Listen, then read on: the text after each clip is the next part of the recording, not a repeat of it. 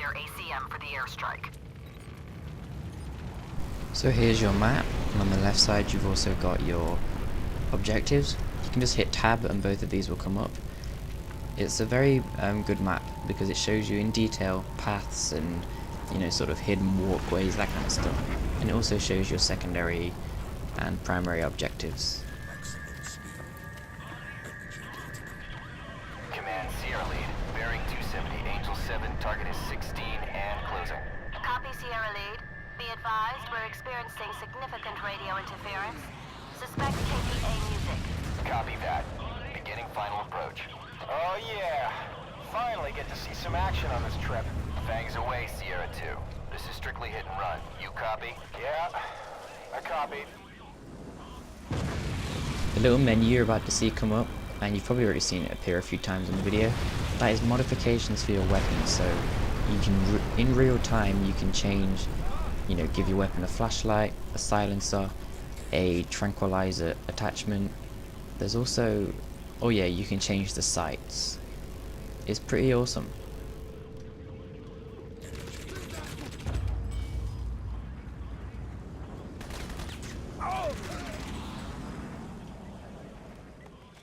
The controls in this game are great. You never find yourself reaching across the keyboard to do an action that could have been assigned to a simpler key.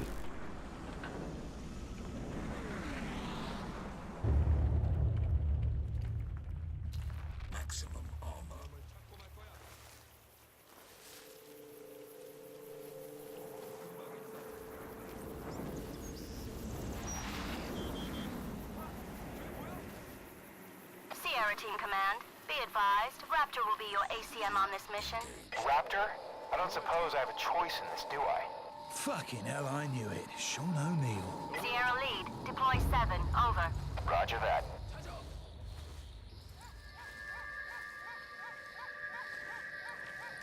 Maximum strength.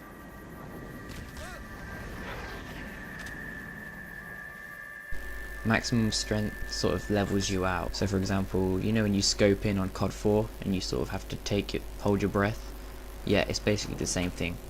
It also allows you to throw things really far, punch enemies and kill them, and pick up heavier objects, which is also just as cool. But the main function for maximum strength is probably how high it allows you to jump.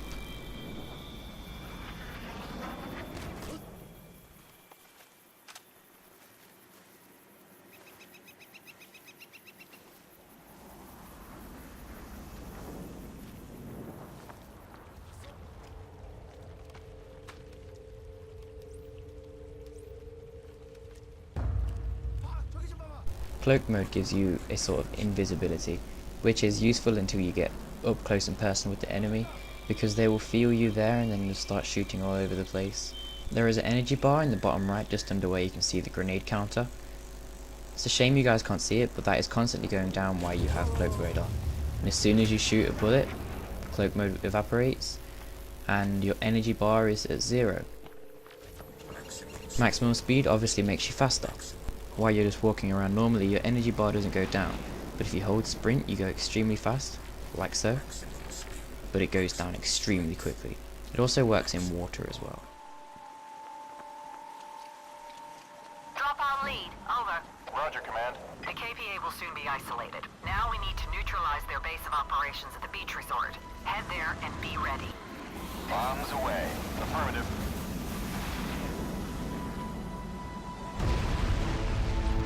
What you're seeing right now is me marking my targets with the binoculars. This allows me to see my enemies on my minimap, no matter what. Sierra 2 for ground support role. Roger, Command. Negative, Command. Send Sierra 3. Sierra 3 has already been allocated.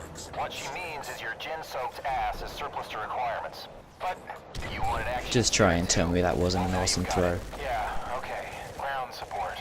I copy. Sierra 2 Command, priority is target acquisition and neutralization. Secondary is recon. Keep your comm-cam rolling. I've detected the Korean Milnet. Access their tactical network and let's see what they've got cooking. With a bit of luck, we might be able to pick up more than just intel.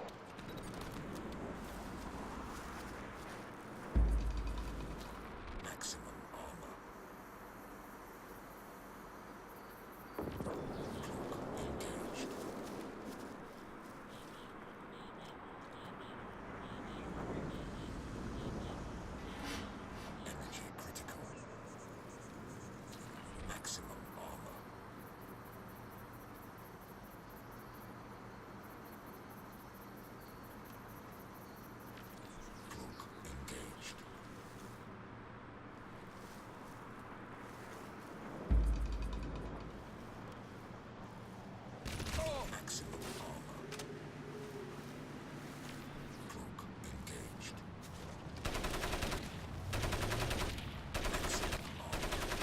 What I'm trying to do here is actually hit the gas canister on the back of the Humvee that you see.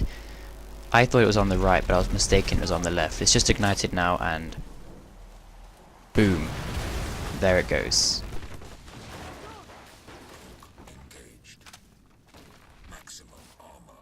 So when you have maximum armor turned on, it's just your everyday thing that you run around with in this game. You build your energy back up as long as you're not taking damage from enemies, and yeah, as long as the bar's full it protects you a little bit and your health doesn't go down as much as it would if you took a bullet without armor mode on.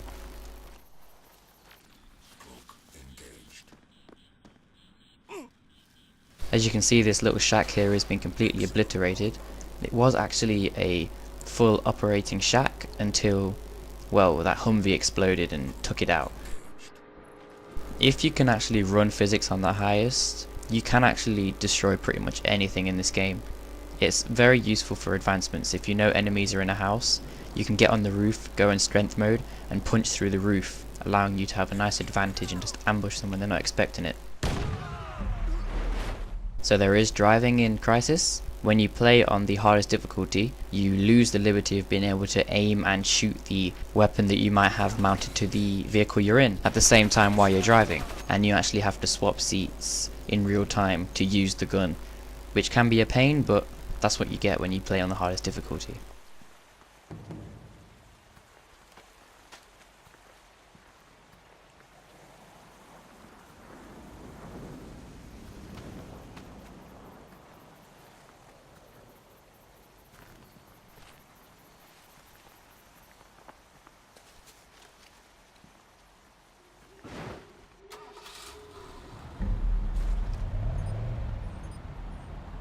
The driving is very actiony feeling and just feels great to do. No matter what you're doing, even if you're toppling the vehicle over, you still feel like a badass in the process. I just did a really cool turn there just by holding the spacebar, and yet I feel like someone from Fast and Furious. Imagine Need for Speed with guns. That's the kind of awesomeness feel you get when you're driving around in the vehicles in Crysis. But with a smart move from Crytek, they never really make the vehicles compulsory. There are very rare times when you are forced to drive a vehicle to complete your mission, but to be honest, there's nothing wrong with driving vehicles, so you can sort of ride the mission out just for that one time and then you find out you like it anyway. The only issue I have with driving ground vehicles on Crysis is when you drive into people or surprisingly small objects, your vehicle grinds to a very sudden halt, and it takes quite a lot of damage as well. It is quite an annoying feature, or maybe it's a glitch or a bug, I'm not sure, but it was in the first one as well.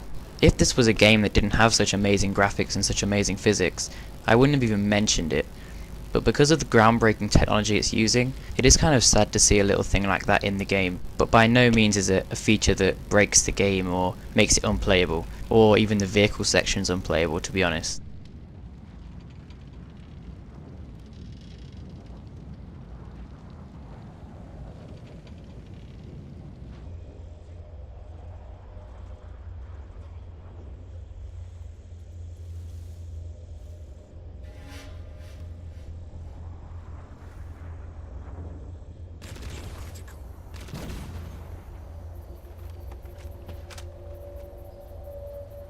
Using the various different suit functions in unison with each other is vital to escaping from sticky situations with the enemy or trying to pull the wool over their eyes.